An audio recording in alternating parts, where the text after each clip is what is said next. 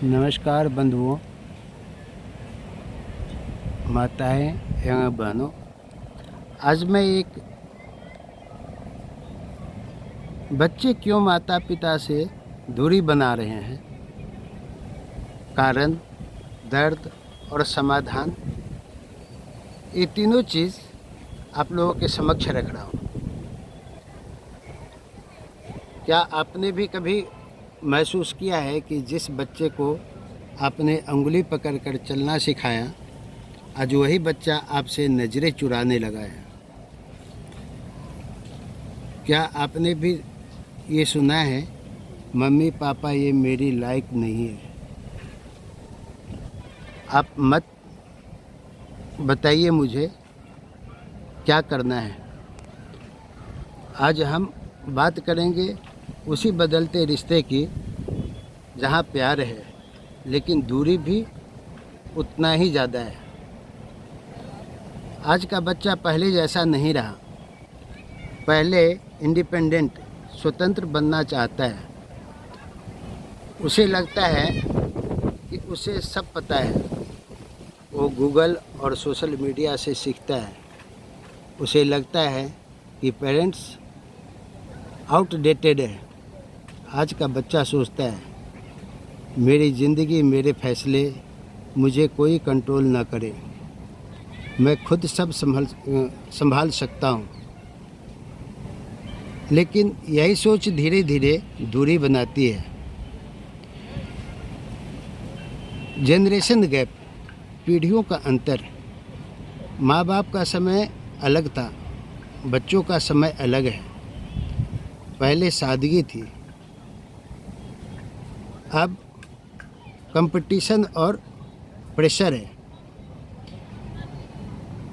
आज घर में लोग साथ रहते हैं लेकिन दिल से बहुत ही दूर जा चुके हैं।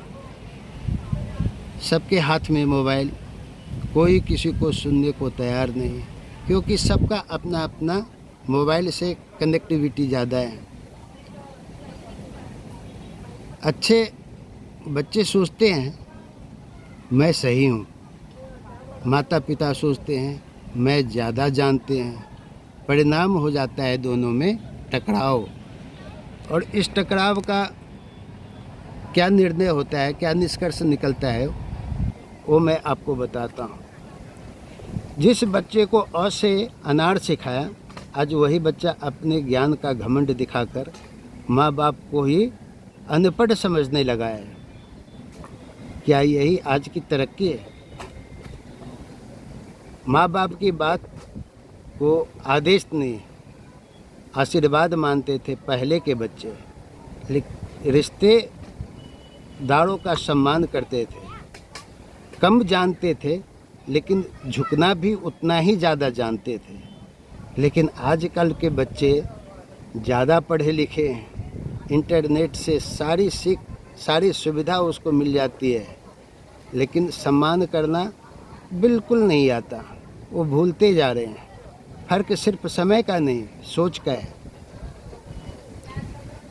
एजुकेशन का घमंड, मैं पढ़ा लिखा हूँ, मम्मी पापा क्या जानते हैं। बच्चा ये भूल जाता है कि जिसने उसे पढ़ाया वही उसकी नींव है। इंटरनेट और सोशल मीडिया का असर, गूगल सब कुछ बता देता है, यूट्यूब हर सवाल का जवाब दे देता है, लेकिन अनुभव, एक्सपीरियंस इंटरनेट पर नहीं मिलता भैया। आजकल के बच्चे को आप देखेंगे, सबसे ज़्यादा उसको ईगो हो गया, अहंकार उसको बोलते हैं कि हम जो करते हैं वही सही है, हमको जो ज्ञान है वो दूसरे को नहीं है। हम जो करते हैं, हम जो कमाते हैं, हमारा कोई हिसाब लेने वाला है नहीं।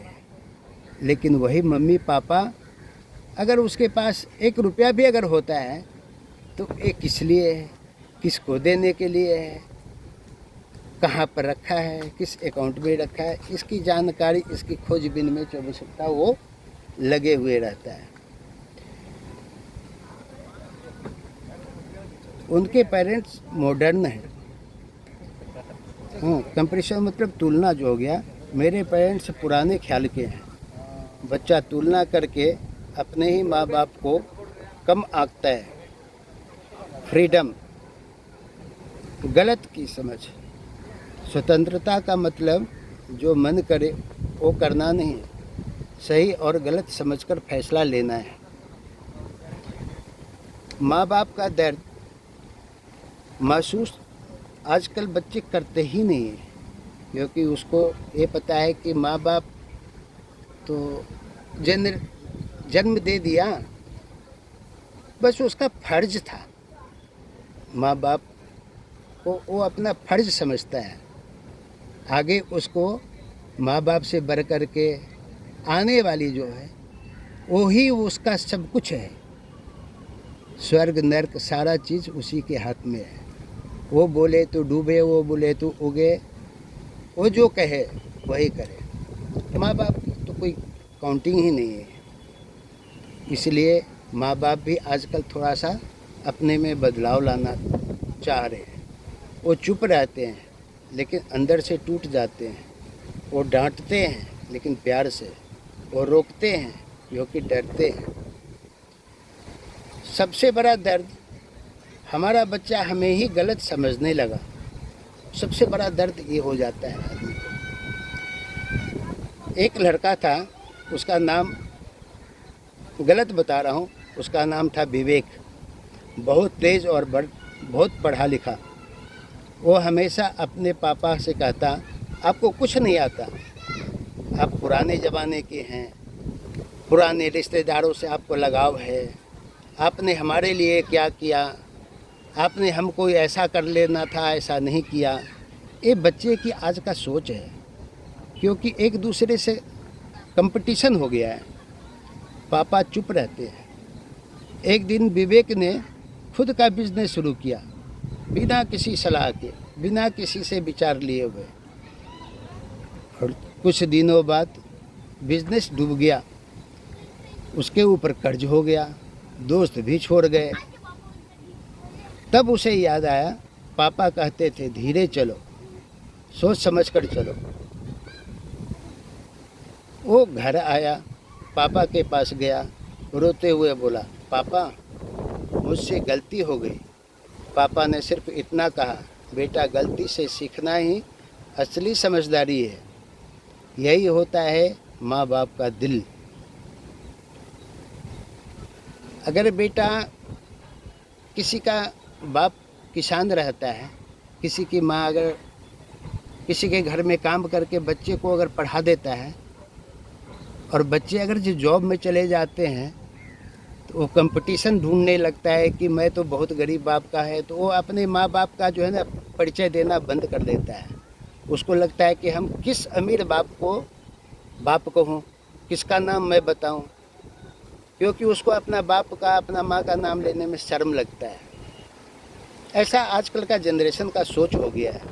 वो सोचता है कि हमको क्यों नहीं इतना प्रॉपर्टी टाटा बिरला डालमिया नगर जैसा बना दिया कि हम आराम से ऐश करते, हमको कमाने की ज़रूरत नहीं पड़ता, हम किस लिए पढ़ते, हमारे पीछे 100 नौकर लगे हुए रहते, हम आदेश देते। ये है आजकल के जनरेशन का सोच। उसमें सब नहीं है, 100 में 5% है। बच्चों, माँ बाप को क्या करना चाहिए आजकल, बच्चों को समझें, सिर्फ डांटे नहीं, उन्हें बोलने का मौका दें, उनकी सोच को भी स्वीकार करें। आजकल माँ बाप वही करता है, जो बच्चा जो बोलता है माँ बाप अपना मुंह बंद कर लेता है, क्योंकि वो तो न धोबी का कुत्ता बोलते हैं, न घर का न घाट का, वो तो कहीं का नहीं है। वही हाल हो गया है आजकल के माँ बाप को। उनकी सोच को भी स्वीकार करें, दोस्त बने, सिर्फ कंट्रोल करने वाले नहीं। कंट्रोल करने का तो आजकल मौका ही नहीं देता है। कंट्रोल तो अपने आप में वो कंट्रोल माँ बाप को करता है, बच्चे को कंट्रोल करना तो बहुत दूर की बात है। सही रिश्ता कैसे बने? रिश्ते में 3 चीज़ें ज़रूरी है। सबसे पहला है रिस्पेक्ट। हिंदी में बोलते हैं सम्मान। फिर दूसरा है अंडरस्टैंडिंग, उसको हिंदी में बोलते हैं समझ। और तीसरा बोलता है कम्युनिकेशन, उसको हिंदी में बोलते हैं बातचीत। अगर ये तीनों है तो रिश्ता कभी नहीं टूटेगा। ये तीनों रहते हुए भी अहंकार बीच में टपक जाती है, चौथा नंबर है ईगो। जब बच्चा छोटा होता है तो माँ बाप उसका हाथ पकड़ते हैं, लेकिन जब माँ बाप बूढ़े हो जाते हैं तो बच्चे को उनका हाथ पकड़ना चाहिए, ना कि उसको धक्के मारकर घर से बाहर कर देना चाहिए। यही है असली संस्कार जो आज के जनरेशन को ये याद दिलाना चाह रहा हूँ। अगर आप भी मानते हैं कि माँ बाप से बड़ा कोई नहीं होता तो इस वीडियो को ज़रूर शेयर करेंगे। अगर नहीं आप मानते होंगे तो इसको लाइक भी मत कीजिए, सब्सक्राइब भी मत कीजिए। इससे हमको कोई फ़ायदा नुकसान के बारे में हम नहीं सोचते।